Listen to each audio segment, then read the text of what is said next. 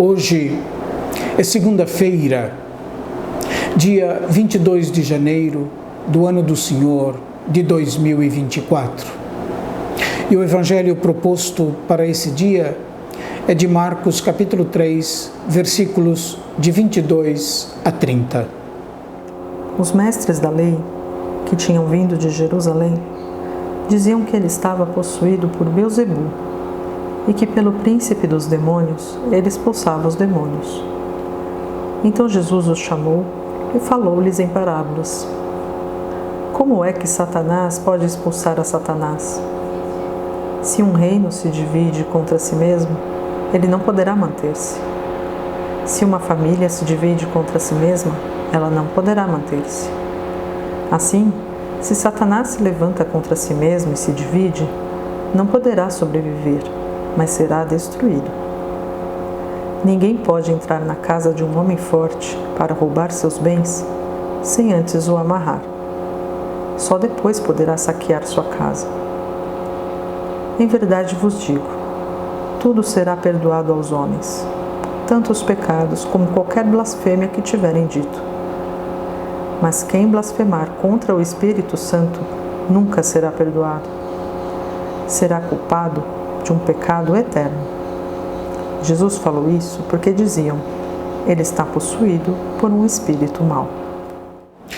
Levando em consideração o contexto literário do Evangelho de Marcos, os textos anteriores ao nosso trecho do Evangelho de hoje nos permitem ter o pano de fundo a partir do qual é feita a acusação dos escribas oriundos de Jerusalém, de que o espírito de Beelzebu é o que movia Jesus. Portanto, na opinião deles, o que movia Jesus era um mau espírito.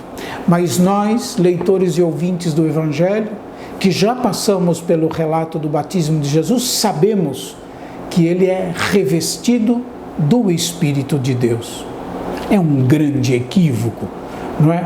O que cometem os escribas oriundos de Jerusalém. Efetivamente, o modo como Jesus interpretava e punha em prática a lei de Moisés, não somente punha em crise, como fazia desmoronar o sistema de pureza e a prática da lei, pautada por um rigorismo tal que mais adiante em nosso relato, Jesus dirá ser tradição humana, que deixa de lado o mandamento de Deus, isto é, o amor e a misericórdia.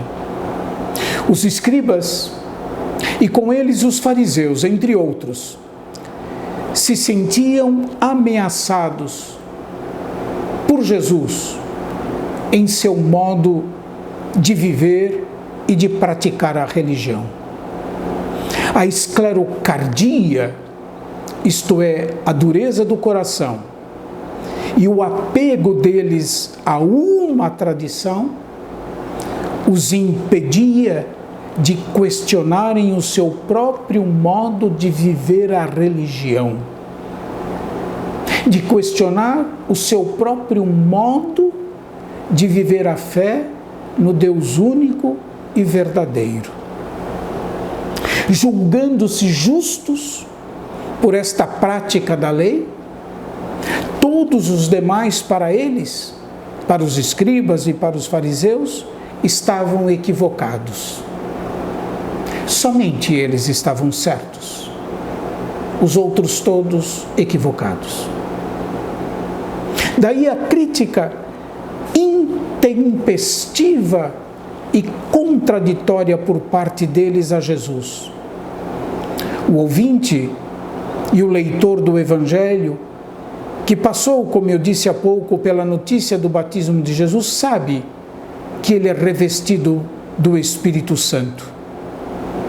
E por isso não pode admitir, a não ser como absurda, a acusação que os escribas oriundos de Jerusalém fazem a Jesus. ninguém podia fazer o bem que Jesus fazia se Deus não estivesse com ele. É o que diz o cego de nascença no capítulo 9 do Evangelho segundo São João, aos fariseus e aos mestres da lei e a todas as pessoas ligadas ao templo, quando vão falar e questionar, não é, a procedência de Jesus. O cego de nascença dirá a eles: ninguém, ele não poderia fazer esse bem se Deus não estivesse com ele. A blasfêmia contra o Espírito Santo é fechamento à graça de Deus. E ela consiste em sustentar que em Jesus age um espírito impuro. Equívoco. É este tipo de acusação por parte dos escribas que é portadora do mal, que conduzirá Jesus à morte, a morte de um inocente. Deus abençoe a todos e até amanhã, se Deus quiser.